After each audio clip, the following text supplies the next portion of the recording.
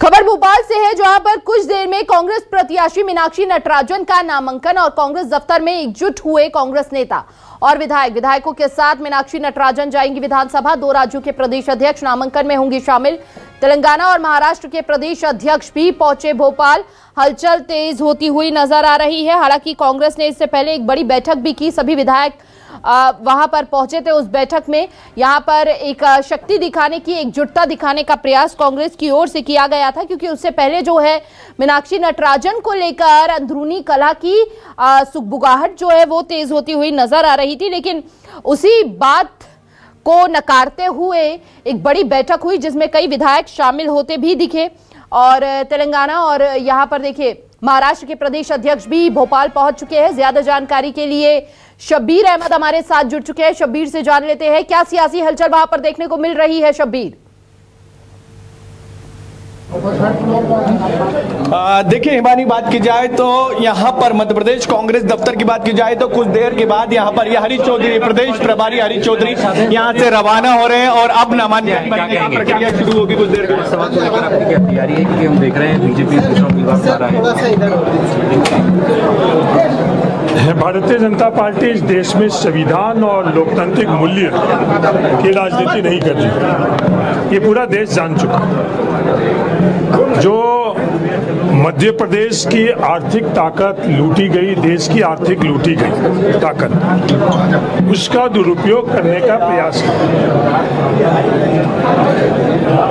राज्यसभा चुनाव में बहुमत होने के बावजूद भी उनका ये प्रयास नाकाम होगा, क्योंकि ये मध्य प्रदेश, यहाँ के नागरिक हर समय संवैधानिक और लोकतांत्रिक मूल्यों को मानते आए हैं। विधायक लोकतांत्रिक और संवैधानिक मूल्यों को मानते आए हैं। इनका धन बल यहाँ पर विफल होगा। विधायकों को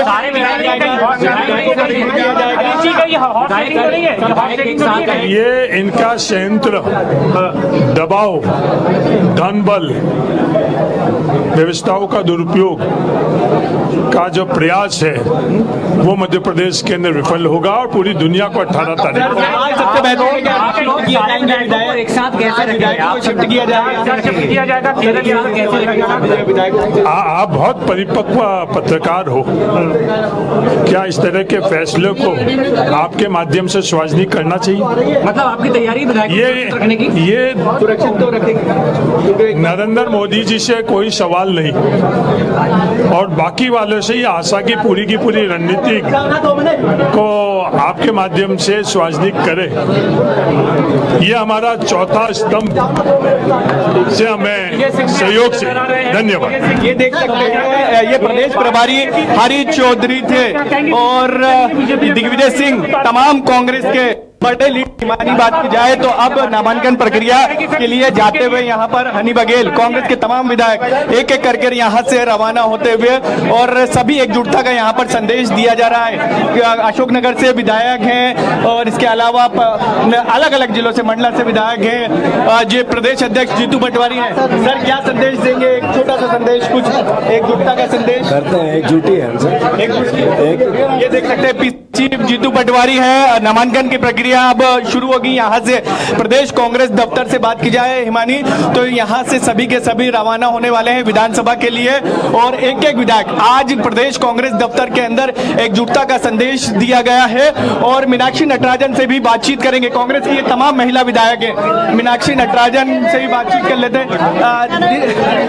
मीनाक्षी जी, तीसरा कैंडिडेट उतारा गया, क्या कहेंगे बीजेपी को? लड़ेंगे और जो कहा जा रहा है कि आप लोग एकजुटता के लिए बाहर विधायकों भेजे, उसमें कितनी सच्चाई है? अभी तो फिलहाल हम सब नॉमिनेशन भरने जा रहे हैं। और बीजेपी को क्या जवाब देंगे जो महेश केवट को क्यों उतारा? लड़ेंगे और क्यों उतारा गया, क्या मैसेज देना चाहते बीजेपी देख सकते हैं? लड़ेंगे, जीतेंगे। हिमानी, ये यहाँ पर मीनाक्षी नटराजन न्यूज 24 मध्य प्रदेश छत्तीसगढ़ से बातचीत करती हुई यहाँ पर कहती हुई नजर आई है। और कैंडिडेट जब बीजेपी की तरफ से उतारा गया उसके बाद पहली बार किसी मीडिया संस्थान से मोन्टू सोलंकी हैं कांग्रेस के विधायक, क्या कहेंगे मुंडू, कांग्रेस की रणनीति क्या रहेगी? वो 18 तारीख को पता चल जाएगा। अगर उन्होंने आवेदन कर दिया तो हमारा ही बनेगा, जीत के दिखाएंगे, पक्का है ये। जीत के दिखाएंगे, पक्का है। सतीश सिकरवार जी और ग्वालियर ग्रामीण क्या कहेंगे? सभी विधायक कांग्रेस पार्टी के साथ हैं। कांग्रेस पार्टी का जो आदेश है उसका अच्छा सा पालन होगा और मीनाक्षी नटराजन अधिक से अधिक वोटों से, जितने वोट हैं उतने जीतेंगे। क्या कहा जा रहा है कि कांग्रेस के विधायक टूट सकते हैं? 8 विधायक बीजेपी को चाहिए। आपके चैनल के माध्यम से स्पष्ट कर देना चाहता हूँ, कांग्रेस का कोई विधायक नहीं, पूरी ताकत से खड़े हुए हम अपने प्रत्याशी को जिताएंगे। सर क्या स्थिति है, जीत मिलेगी कि 2020 जैसा टूट तो नहीं हो जाएगा? 100% आदरणीय मीनाक्षी नटराजन जी यहाँ से राज्यसभा के सदस्य के रूप में चुन करके जाएंगे। ये सचिन यादव है कसरावत से विधायक। एक एक करके तमाम विधायक यहाँ से रवाना होते हुए और सभी एकजुटता का मैसेज यहाँ पर हिमानी दे रहे हैं। हरदा से विधायक है, सरदारपुर से विधायक है, दोनों से बातचीत करते हैं, एक एक सवाल दोनों से ले लेते हैं। क्या मैसेज देंगे दोनों विधायकों को लेकर और क्या रणनीति रहेगी? देखिए, भारतीय जनता पार्टी जोड़ तोड़ की राजनीति में विश्वास करती है।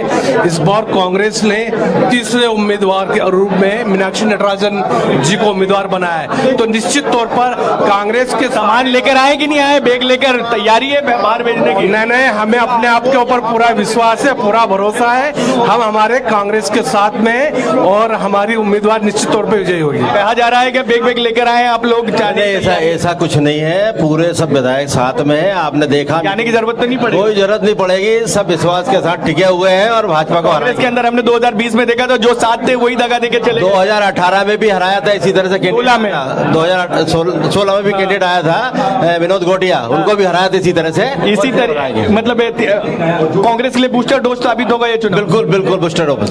ये विक्रांत भूरिया भी हैं, आदिवासी कांग्रेस के राष्ट्रीय अध्यक्ष हैं, विधायक भी हैं झाबुआ से। क्या कहेंगे, राहुल गांधी के आप सबसे करीबी माना जाता है, क्या मैसेज दिया गया आलाकमान से? देखिए, स्पष्ट है कि मीनाक्षी नटराजन जी कांग्रेस की कैंडिडेट हैं और पूरी ताकत लगा देंगे हम लोग, क्योंकि सारे विधायक। ताकत लगाने की क्यों जरूरत पड़ रही है विक्रांत जी? 4 विधायक ज्यादा हैं, स्थिति ऐसी क्यों बन गई है? देखो, ताकत लगाने से ये मतलब है कि ताकत इसलिए लगाना पड़ेगी क्योंकि बीजेपी जो डोरे डालती है वो पैसे से भी डालती है, सीबीआई से डालती है, आईटी से डालती है, और पिछला उनका इतिहास हम देख चुके हैं। उनका किसी भी तरह से कोई भविष्य में लोकतंत्र में कोई भरोसा नहीं है और हम लोग इस बार उनको मुंहतोड़ जवाब देंगे। कांग्रेस की तमाम 4 महिला जो विधायक हैं वो भी हैं, एक मैसेज जवाब इनसे भी ले।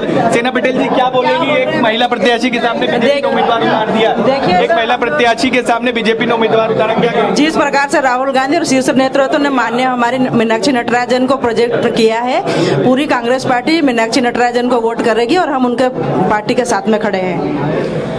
हमारी कांग्रेस पार्टी एकजुट थी, एकजुट है और एकजुट हमेशा रहेगी। और हम सभी के लिए बहुत गर्व की बात है कि हमारी कांग्रेस पार्टी ने, हमारे नेता प्रतिपक्ष श्री राहुल गांधी जी ने, मल्लिकार्जुन खड़गे जी ने एक महिला उम्मीदवार को सुश्री मीनाक्षी नटराजन जी को राज्यसभा चुनाव सामान लेकर आई है। झुमा सोलंकी जी तेलंगाना की खबरें आ रही कि भेज दिए जाएंगे। ये सब अफवाहें हैं। हम लोग पूरी ताकत के साथ मीनाक्षी नटराजन जी के साथ में है। जो हमारा शीर्ष नेतृत्व राहुल जी और खड़गे जी का है, महिला आरक्षण आज दो अभी दो, तो कांग्रेस ने शुरुआत कर दी और भारतीय जनता पार्टी में दम हो तो महिला को उतार के देखिए। चंदा गौड़ जी जो कैंडिडेट उतारी गई हैं वो आप ही के ही हैं।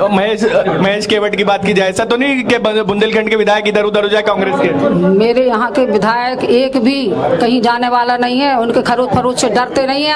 हम लोग एकजुट है, एकजुट रहेंगे और माननीय मीनाक्षी नटराजन को आगे बढ़ाने का काम। ये देख सकते हैं हिमानी, ये कांग्रेस की 4 एमएलए हैं, महिला एमएलए 5 कुल एमएलए हैं, उसमें से 4 एमएलए से हमने बातचीत करी। सभी कह रहे हैं कि हमारी कैंडिडेट और महिलाओं को आगे बढ़ाने का प्रयास यहाँ पर राहुल गांधी और कांग्रेस नेतृत्व की तरफ से किया गया। तमाम विधायक अब विधानसभा के लिए रवाना हो चुके हैं और एक एक करके तमाम विधायक यहाँ से जा भी रहे हैं। प्रदेश कांग्रेस दफ्तर से बात की जाए और एकजुटता का मैसेज यहाँ पर दिया गया है कांग्रेस की तरफ से। तीसरा उम्मीदवार उतारने के बाद मध्य प्रदेश की सियासी हलचल जो है वो हिमानी यहाँ पर बढ़ती हुई नजर आ रही है। एकजुटता का मैसेज कांग्रेस के विधायकों से ये 18 जून को पता चल जाएगा। शब्बीर देखिए, जितने भी आपने कांग्रेस के विधायकों से, गणमान्य लोगों से बात की, एक कॉन्फिडेंस तो अलग नजर आ रहा है, लेकिन एक डर भी उनकी बातों में देखने को मिला कि जोड़ तोड़ की राजनीति बीजेपी जरूर करती है। और यहां पर देखिए, कांग्रेस की मीनाक्षी नटराजन के सामने तीसरी सीट पर जो है उम्मीदवार उतारने को लेकर बीजेपी में लगातार मंथन भी देखने को मिला। और बैठकों का दौर भी चल रहा है बीजेपी के अंदर भी, तो क्या यहां पर कोई पासा पलट सकता है?